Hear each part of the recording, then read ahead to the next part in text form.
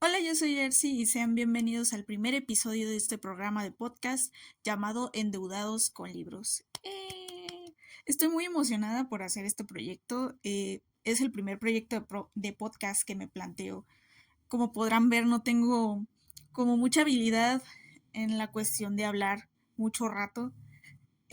Como les digo, es la primera vez que lo hago, entonces espero me tenga mucha paciencia. Lo hago con mucho amor, mucha dedicación y mucho amor por los libros, porque de esto se trata este podcast de libros. En este programa voy a estar hablando de libros famosos, no tan famosos, libros que me hayan gustado, incluso libros que no me hayan gustado tanto, aunque creo que no nos vamos a topar con ese tipo de libros que no me hayan gustado, porque usualmente suelo como dejarlos al primer o al segundo capítulo. Este, pero sí, voy a tratar de leer de ahora en adelante los libros completos para poder hacer muchos episodios y tener eh, mucho de qué hablar y que ustedes tengan mucho que escuchar, ¿no? Incluso que compartan conmigo el si les gustó el libro, si no les gustó, si se les hizo extraño, si les hizo falta algo, etcétera.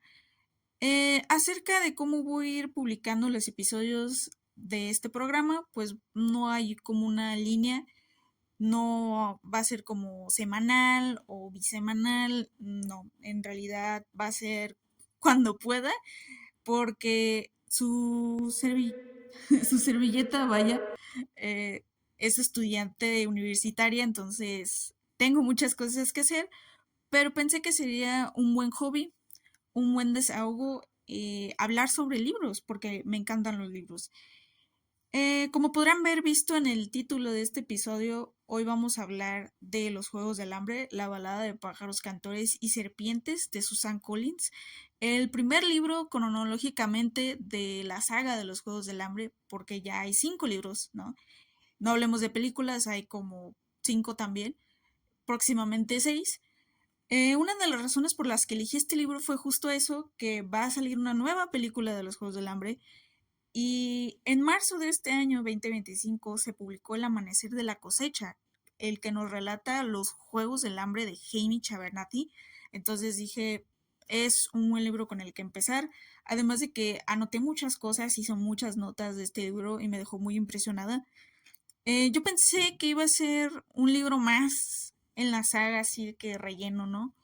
En realidad yo dije, creo que ya es demasiado. Me acuerdo cuando leí la trilogía de los libros originales, pensé que ya era demasiado un cuarto libro, ¿no? Pero al ver que se trataba de Snow, nuestro tirano favorito Snow, dije, bueno, vamos a por ello, vamos a leerlo y vaya, me dejó impresionada, sin palabras.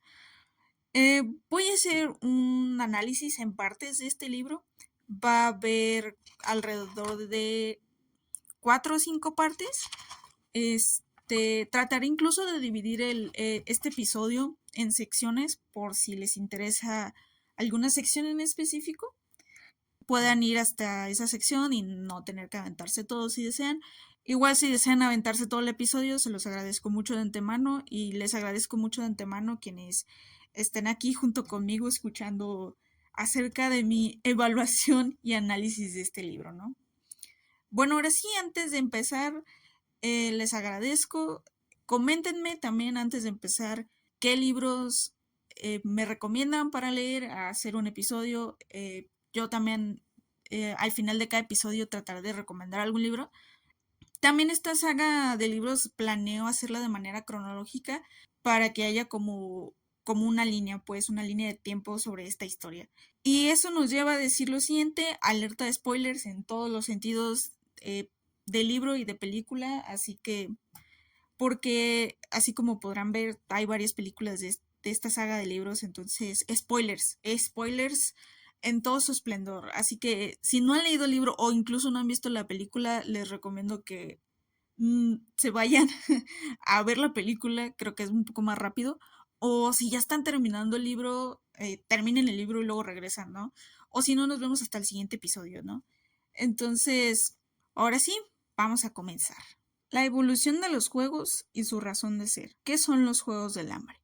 Como primer punto que vamos a analizar van a ser como las diferencias entre los juegos de Snow y los juegos de Katniss y Pita, que de ahora en adelante así los vamos a llamar.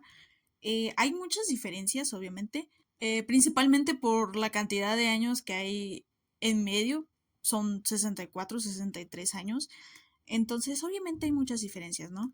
Pero empecemos como por el principio. ¿Qué son los Juegos del Hambre? ¿De qué se trata? ¿No? Cada año se celebran estos juegos donde se eligen a dos tributos, hombre y mujer, de cada distrito para que participen en los juegos.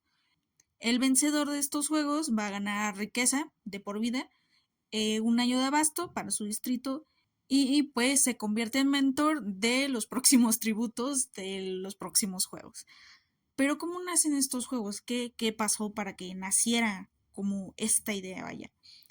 Primero que nada, los Juegos del Hambre son un castigo por parte del Capitolio hacia los rebeldes por tratar de rebelarse, ¿no?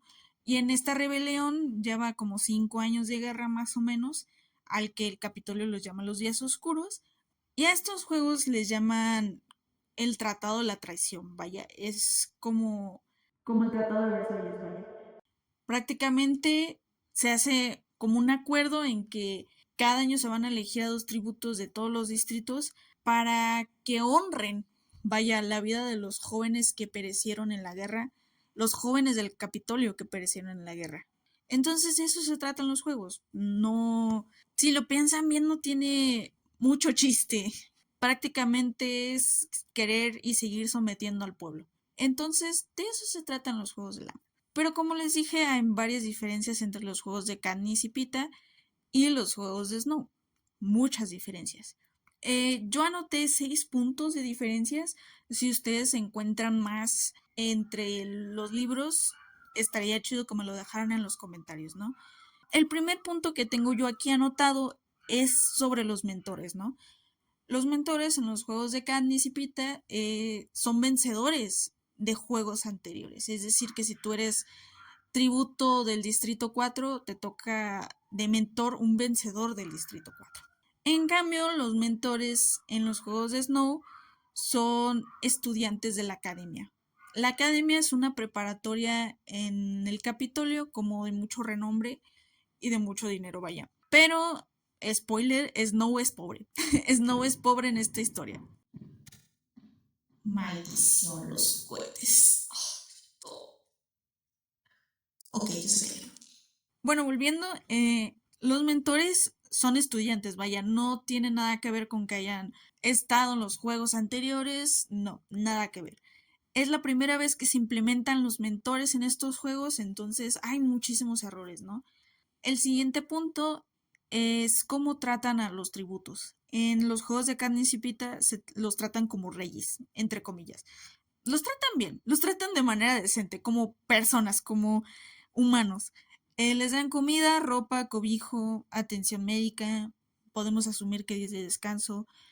Por otro lado, en los juegos de Snow no es el caso. Los tratan como basura, los transportan en un vagón de carga lleno de heno y paja, insalubridad total, y después los lanzan a una jaula de un zoológico que era antes de monos, así, una jaula de zoológico abandonada donde no les dan comida, agua o resguardo ni atención médica. La comida que reciben es de quienes van a verlos y de sus mentores. Y ya, eso es todo. Otro de los puntos muy importantes también es el desfile de tributos. En el desfile de tributos, en los juegos de Katniss, los presentan con ropa muy llamativa, en carrozas, es un espectáculo de televisión. En cambio, en los juegos de Snow prácticamente solo van en una carroza con una jaula y ya. Van metidos en esa jaula y eso es todo, ¿no?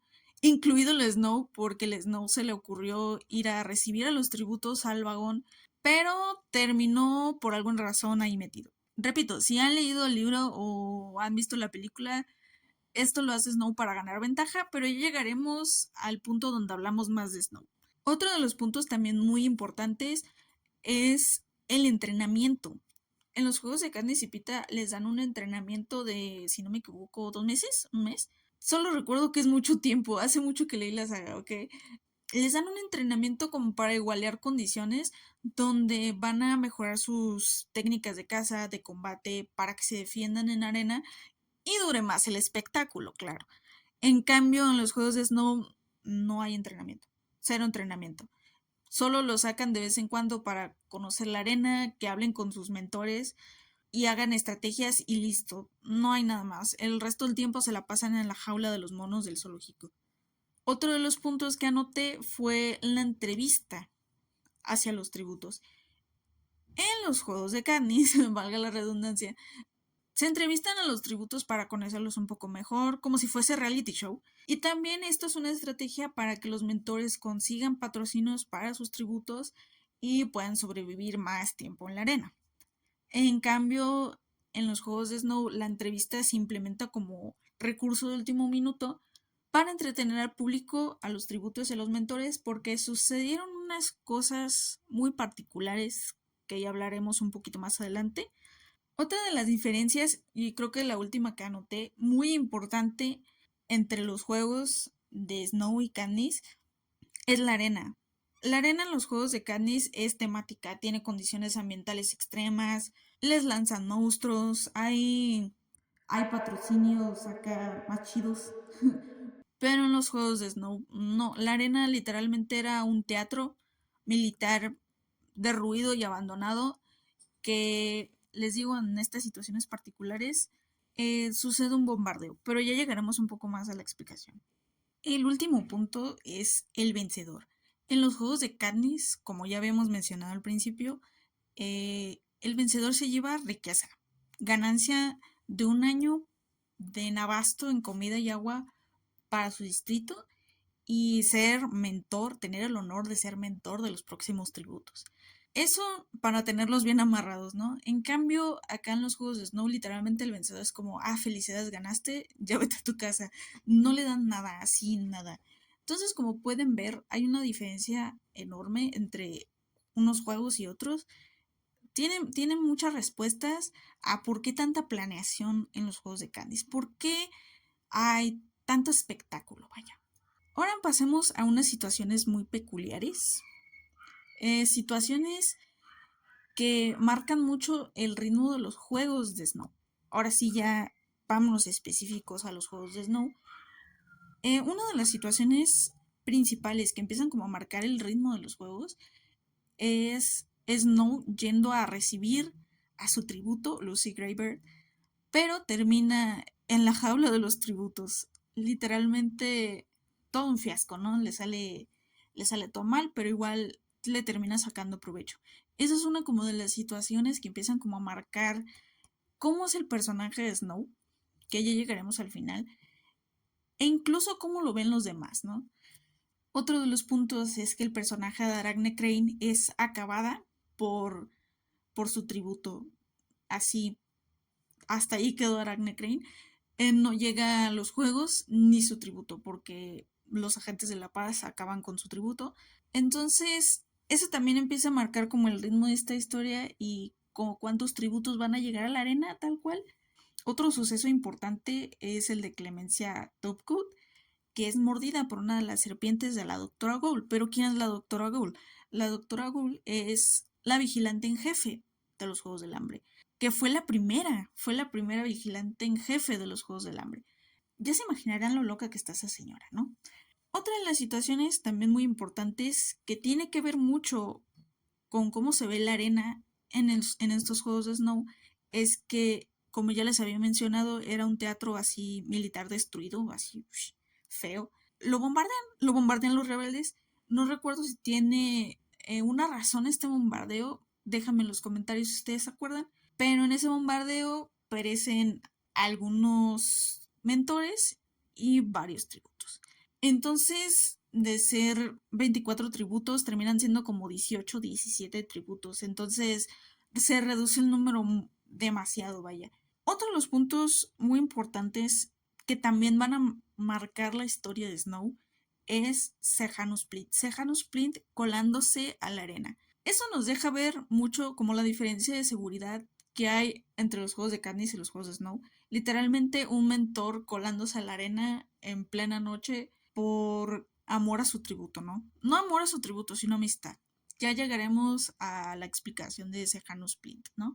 Pero como podrán ver, son distintos. Los juegos tienen muchas diferencias que si lo vamos pensando y lo vamos analizando, todas estas diferencias que hay entre los juegos y que se van mejorando con el paso del tiempo hasta llegar a los juegos de Canis, como dije, van evolucionando, ¿no?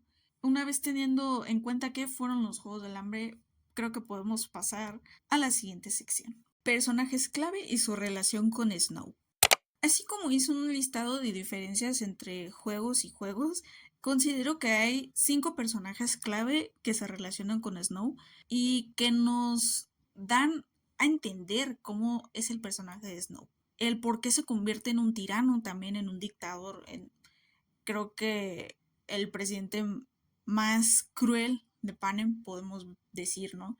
Considero que los siguientes personajes son muy importantes en esta trama, más que nada porque van dando pautas a la historia de Snow y cómo llegó al poder, porque eso es importante. Se nos cuenta desde un principio en la trilogía de Katniss que Snow llegó muy joven al poder y en este libro se nos relata el cómo fue llegando, o sea, no tal cual qué pasó después de los juegos, ¿no? Pero sino cómo fue llegando. Vaya. Estos 5 personajes son la abuela Tris, la abuela de Snow y de Tigris, su prima, Casca Highbottom, que es la mano derecha, por así decirlo, y un profesor de la academia que le tiene mucho odio a Snow. La doctora Wool, que es la vigilante en jefe de los Juegos del Hambre y también maestra de la academia. Sejanus Splint, que es un chico que vivía en el Distrito 2 y después pasó a vivir al Capitolio, ya llegaremos a su historia un poco. Y por último, Lucy Graber. Bueno, vamos empezando con la abuela Tris. La abuela Tris no tiene mucha historia detrás, vaya. La abuela Tris cuida de Snow y de Tigris durante y después de la guerra porque ambos quedan huérfanos. Snow ya nomás le quedaba a su papá, pero durante la guerra falleció y Tigris también quedó huérfana. Durante todo ese tiempo de crianza, la abuela de Snow, la abuela Tris, le dice que tiene que convertirse en presidente, porque los Snow eran una gran familia antes de la guerra, era una familia muy poderosa, entonces la abuela Tris siempre le dicta como el plan de que él tiene que convertirse en presidente y tiene que volver a poner el nombre de los Snow en alto, ¿no? De hecho, tienen esta frase muy importante de los Snow que dice, los Snow siempre caen parados o siempre caen de pie. Entonces es importante. La abuelatriz en ese aspecto marca como el futuro de este personaje. Lo marca demasiado bien. Otro personaje que ya lo mencionamos es Casca Highbottom, profesor de la academia que le tiene mucho odio a Snow, pero esto es porque Casca Highbottom era amigo del padre de Snow, cuyo nombre es Crassus. Tienen nombres muy extraños, ¿no se les hace? Demasiado raros. Casca Highbottom desprecia a los Snow porque son demasiado listos y son adictos al poder. Repito, ya llegaremos a la explicación de Snow, pero les tiene mucho odio, les tiene mucho desprecio. Crassus y Casca eran mejores amigos antes, pero después ya no. Casca es un personaje adicto a la morfina, una droga en esta saga de libros. Podemos imaginarnos al personaje de Casca como un personaje con mucho odio en su interior, desprecia a un muchachito de 19 años, 18 años o menos, no me acuerdo, por un odio contra el padre del niño, vaya, o sea, ya me hice bolas, pero se me entiende, ¿no? O sea, Casca es un personaje con mucho odio en su interior, pero esto es porque Casca fue puesto como uno de los creadores de los Juegos del Hambre cuando él no quería. Pero ya llegaremos a eso, porque esa explicación la vamos a poner en la historia de Snow. En la historia de Snow, no. Lo vamos a poner en el análisis del personaje de Snow. Entonces ya llegaremos a eso. Después viene la doctora Ghoul, que es la vigilante en jefe de los juegos. Tampoco hay como mucha historia de la doctora Ghoul, solo se nos explica que está loca, que está demente y que hace muchos experimentos con la gente, con los animales, ¿no? De ahí las serpientes que muerden a Clemencia. Estas serpientes reconocen olores familiares y no atacan, pero olores que no reconocen atacan. Entonces, cuando muerden a Clemencia, la mandan al hospital. Pero la doctora Wool impulsa mucho a Snow a que mejore los Juegos del Hambre, por así decirlo. Es malvada, es malvado, es un personaje malvado. Creo que no hay nada en el libro que justifique como el actuar de la doctora Wool. De cajón es un personaje malvado que influye mucho en Snow. Pienso que este personaje es más que nada como un boost, por así decirlo, hacia la verdadera personalidad de Snow.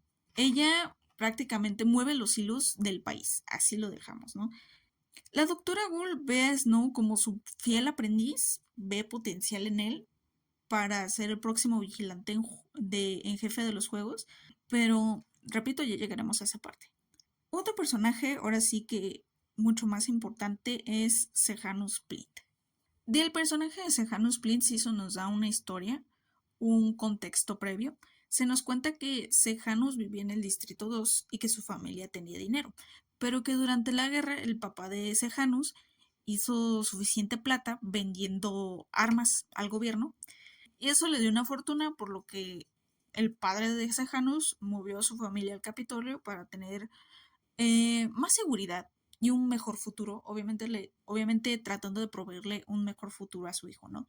A principio, este personaje nos muestra como un niño berrinchudo, muy berrinchudo, que cree tener como una moral más alta que los demás, que sus demás compañeros mentores, porque él está en contra de los Juegos del Hambre, ¿no? Pero este personaje tiene su buena evolución, vaya. No tiene un final feliz, pero tiene una buena evolución en cuestión de esa moral, ¿no? Les digo, al inicio parece un personaje racional, pero después de que llega al Distrito 12, perdón, junto con Snow para ser agentes de la paz, su moral empieza a tener, ¿cómo decirlo? Empieza a tener más bases que fundamenten su moral, vaya. Empieza a ordenar sus ideas y ahora sí a entender a los rebeldes y a unirse a los rebeldes, porque es claro que es un atropello, es un abuso, es una dictadura horrible la que están viviendo, ¿no?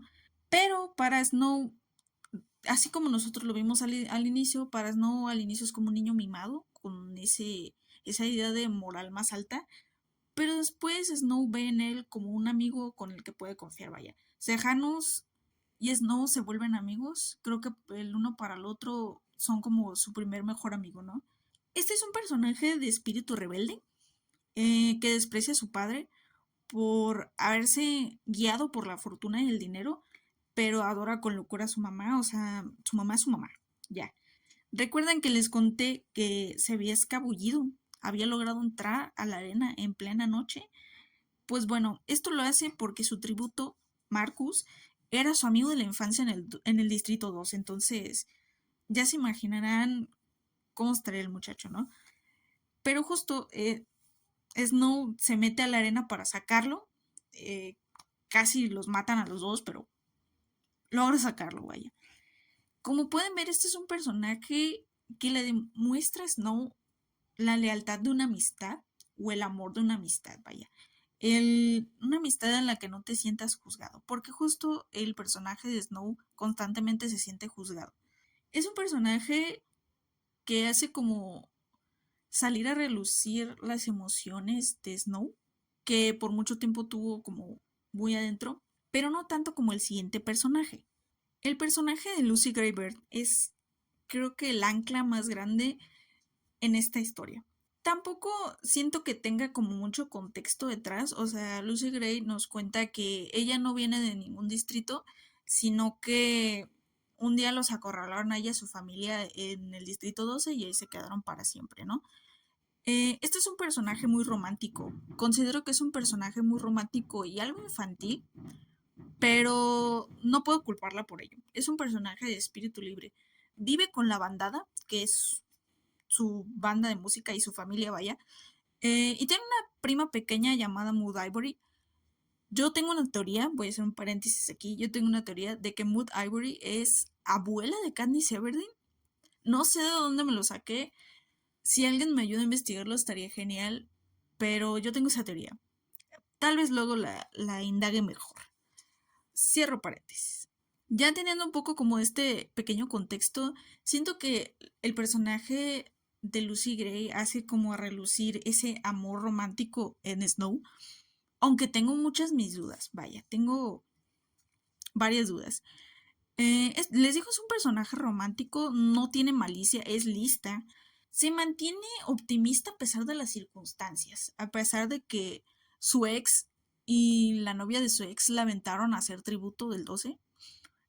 Porque, sí, spoiler, su ex hace que la elijan como tributo para los juegos. Todo porque estaba enojado con ella. Uno de los aspectos importantes que veo en ella es que no está enamorada de Snow, ¿ok? Siento que es más como un romance ahí de adolescente, pero no está enamorada de Snow. Le tiene aprecio por lo que hizo por ella, pero no es amor. Yo considero que eso no es amor. Como ya dije, es un personaje de espíritu libre, reconoce la maldad y la obsesión, pero se mantiene a raya, por así decirlo. Les digo, no es un personaje con malicia. Y a lo que me refería con maldad y obsesión, perdón, es a la obsesión del poder con Snow. Vamos a hacer como una recapitulación de Sejanus Plint y Lucy Gray. Sejanus Plint es un personaje que le muestra la confianza y la lealtad entre amigos a Snow, y Lucy Gray le muestra como el amor romántico y el confiar a tu pareja, tus sentimientos, tu sentir, tus cosas, ¿no? El vivir juntos, el estar el uno para el otro en las buenas y en las malas. Pero les digo, yo no siento que Lucy Gray esté enamorada de Snow, y ya veremos por qué. ¿Quién es Coriolanus Snow? En este último punto sí voy a hacer como un análisis más a profundidad del personaje de Snow, por lo que sí como que preciso que tengan en su mente la película o el libro, sobre todo los acontecimientos, porque son como análisis muy precisos. Así que un poco de contexto: Snow, Coriolanus Snow, es hijo de Crassus Snow, que después de fallecer pasa al cuidado de la abuela Tris y Tigris, pero durante la guerra terminan siendo pobres, ¿no? Después de la guerra, los Snow terminan siendo pobres, pero el mundo no lo sabe. Una de las cosas que a Snow le cuesta como mantener en secreto, porque no necesita que los demás sepan que es pobre, ¿no? En especial estando en el Capitolio, ¿no? Esto es una de las cosas con las que batalla mucho Snow con Casca Highbottom, y es que Casca Highbottom sabe de la historia de los Snow y sabe que son pobres. No lo ha delatado el mundo, vaya, pero con eso lo tortura. Voy a decir que el personaje de Snow tiene dos caras, hay dos caras de la moneda. La primera cara de la moneda es que Snow trata de mantenerse imparcial, donde no está de acuerdo con el Capitolio y los Juegos del Hambre, pero no hace mucho para ponerse en contra, vaya. Y tampoco está como muy de acuerdo con los rebeldes, pero a la vez sí. O sea, está como sí y no de los dos lados, vaya. La segunda cara de la moneda es que Snow está obsesionado con el poder y el dinero. El dinero se justifica un poco porque pues es pobre y quiere sacar a su abuela y a su prima Tigris de la pobreza, pero en realidad ambicia mucho el poder, así como su abuela lo ha hecho ambiciarlo, ¿no? Su abuela toda la vida le ha dicho que tiene que convertirse en presidente, que ese es su futuro, ese es el plan de vida, tiene que convertirse en presidente. A Tigris no la puse en los personajes clave porque Tigris solo aparece como un personaje de apoyo y no hace mucho hincapié, la verdad. También les digo, Snow trata de mantenerse imparcial, pero en realidad está obsesionado con el poder. Durante todo el libro, y creo que incluso la película, trata de negar como su obsesión con el poder y el dinero, pero todo se sale de control después del fallecimiento de Mayfair y Billy.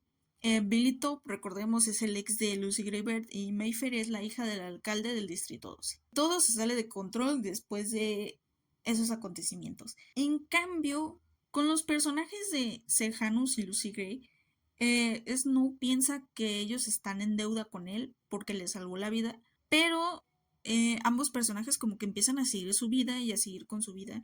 Por ejemplo, ya habíamos dicho que Sejanus al inicio parecía como un niño mimado, pero después se volvió buen amigo de Snow y Snow empezó a apreciarlo, pero al punto como que Snow lo tenía bajo su control. Y lo mismo con Lucy Gray, ¿no? Lucy Gray está como bajo el control, el cuidado de él. Ahorita volvemos al punto donde digo que Lucy Gray no está enamorada de Snow, pero cuando ambos empiezan como a hacer su vida, él se siente traicionado, por lo que las cosas se le empiezan a salir de control, a lo mismo con el fallecimiento de Mayfair y Billy. Ahora sí, toquemos ese punto que digo que Lucy Gray no está enamorada de Snow. Y eso es porque yo creo que Snow sufre de un tipo de síndrome de Lima. Este síndrome se caracteriza porque el victimario empieza a tener sentimientos hacia su víctima. Y creo que pues es eso, si lo vemos desde esta perspectiva, Lucy Gray no tenía otra salida más que confiar plenamente en Snow. Y pues Snow no conocía, creo que Snow no conoce una relación amorosa estable y sana, entonces creo que se aferró a ello.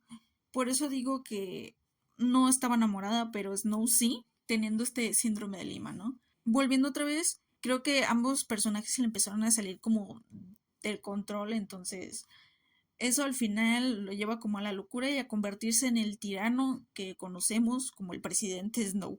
Siento que también el personaje de Snow en este libro es un personaje berrinchudo y egocéntrico, donde diario está quejándose de su pobreza, pero cuando llega al distrito 12 se da cuenta de que en realidad no es tan pobre como él creía ser.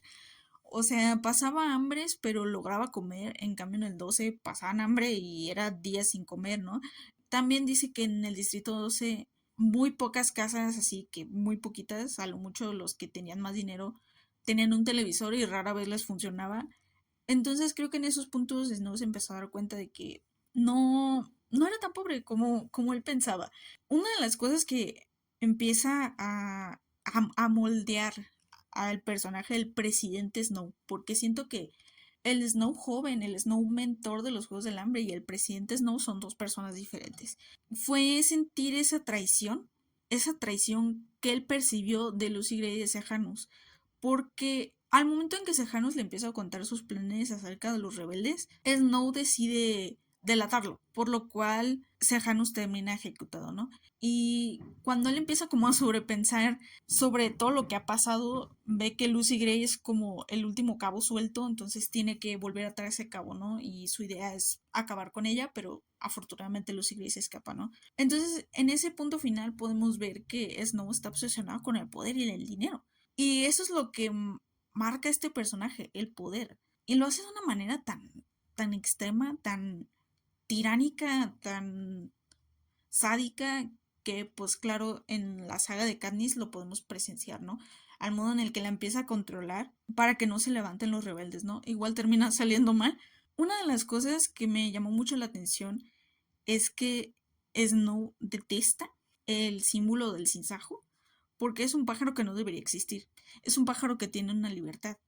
Y Snow no puede ver cosas sin control. O sea, Snow está tan obsesionado con el control que ese pájaro que nació de una cruz entre un charlajo, pájaro creado por el Capitolio, y un sensontle, un pájaro silvestre, de pronto se juntaron y nació un nuevo pájaro. Cualquier cosa que esté fuera como del control de él y del Capitolio también, no le agrada a Snow. Entonces, para concluir como esta sección, podemos decir que Snow es un personaje controlador y obsesionado con el poder que sufrió una traición, según él, por parte de Lucy Gray y su mejor amigo Sejanus. Conclusiones. Bueno, ya para concluir, creo que este es un buen libro. Nos explica mucho el ascenso de un tirano, un dictador bastante sádico. También da muchísimas respuestas, creo, a la saga de Katniss. Creo que explica muchas cosas de su historia. Les dije por ahí que tenía la teoría de que Mood Ivory era la abuela de Katniss. Voy a tratar de buscar si esa teoría es cierta entre los libros o si no, pero voy a hacer el intento, ¿no? Es un buen libro, creo que Más que un libro que te deje dudas, te deja respuestas, más que nada porque es una precuela. Les digo, al principio yo pensaba que era demasiado ya 4 libros, pero no, creo que fue muy acertado hacer un cuarto libro. Espero el siguiente también esté muy acertado. Creo que está muy acertado, más que nada porque son los juegos de Haymitch. En conclusión, así es un buen libro, lo recomiendo. Lo único que no me gustó fue el romance adolescente. Es un cliché un poco forzado, pero a la vez siento que no es un tema que haga mucho revuelo. Siento que puede pasar desapercibido si no les agrada mucho esto del romance adolescente forzado, ¿no? En general es un buen libro, creo que si pueden leerlo desde este libro hasta el último de Katniss, háganlo. Háganlo si es que no han leído los libros, ¿no? Espero ya hacer eso dentro de unos cuantos años. Y me refiero a años porque todavía lo tengo como muy fresco en la cabeza, pero espero hacerlo pronto. Y pues ya para terminar el episodio voy a recomendar unos libros. Denme un segundo. Ahora sí, les recomiendo el caso Vermont o la trilogía del caso Vermont. Son buenos libros, son 3 libros. Se los recomiendo, no les voy a hacer spoilers. Espero puedan encontrarlos. Están en línea. A mí me costó ya tiempo después encontrarlos en físico, pero están en línea, entonces creo que está un poco más accesible. Léanlos, están chidos. También es como de adolescentes, pero creo que funciona. Bueno, esto sería todo de mi parte. Espero les haya gustado mucho el episodio. Cualquier crítica acerca de cómo narro o cómo me expliqué. Ah, y espero haberme explicado bien en todo este análisis que hice. Espero haberlo hecho bien. Igual déjenme sus comentarios si les agradó, si no les agradó, si creen que sería mejor con micrófono para irme comprando uno, o si así está bien, cualquier cosa acerca del manejo de este programa estaría genial. Si tienen sugerencias o recomendaciones, incluso si tienen recomendaciones de libros, que espero tengan muchas. Y pues nada, denle like, compártanlo, suscríbanse, por favor, y comenten qué les gustó, qué no les gustó, muchas cosas.